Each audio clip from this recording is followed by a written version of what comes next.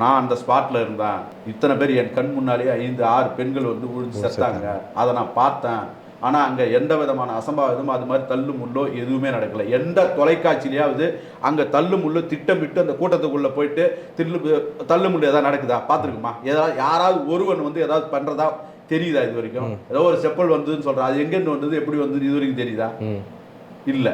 ஆனால் இந்த ஊடகம் சார்பாக, அதாவது சோசியல் மீடியாவில் திட்டமிட்டு பரப்பப்படுகின்ற பொய் செய்தி நான் திட்டவட்டமாக மறுக்கிறேங்க. அந்த அத்தனை தகவலையும், அது உண்மை செய்தியை உண்மையிலேயே வந்து என்ன பண்றாருன்னா ஒரு கரண்ட் கட்டுன்னு சொல்றாங்க. அதுக்கு ஒரு தம்பி அங்க இருந்தவர் சொல்றாரு, கரண்டை ஏன் கட் பண்ணுங்கிறதுக்கு காரணம் சொல்றாரு. அதுவும் அந்த வீடியோவிலேயே தெரியுது உங்களுக்கு. மேல டிரான்ஸ்ஃபார்மர்ல ஏறான், டிரான்ஸ்ஃபார்மர்ல ஏறும்போது என்ன பண்றான், அப்ப டிரான்ஸ்ஃபார்மர்ல ஏறும்போது கரண்டை கட் பண்ணாத வேற என்ன பண்றது? அந்த மின்சார தலைமை அதிகாரி கூட அதை சொல்லியிருந்தாங்க நேற்று செய்தியை.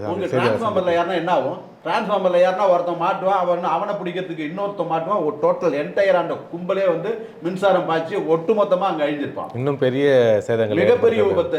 அதை தவிர்த்தது மின்சாரத்துறை. அதில் ஒன்றும் மின்சார துறைக்கு வந்து நம்ம பாராட்டுகளை தான் தெரிவிக்கணும் மொழி. அதில் வந்து திட்டமிட்ட சதி என்பது இல்லை. இன்னொன்று, மின்சாரத்தையே நிறுத்துன்னு உங்க மாவட்ட செயலாளர் தாங்க திருவாரூர்ல மனு கொடுக்குறான். இல்லை, இதுக்கும் கொடுத்துருக்காங்க, அதை மறுத்திருக்காங்க மின்சார வாரியம். அப்படி செய்தி குறிப்பு வெளியிட்டிருக்காங்க அவங்க.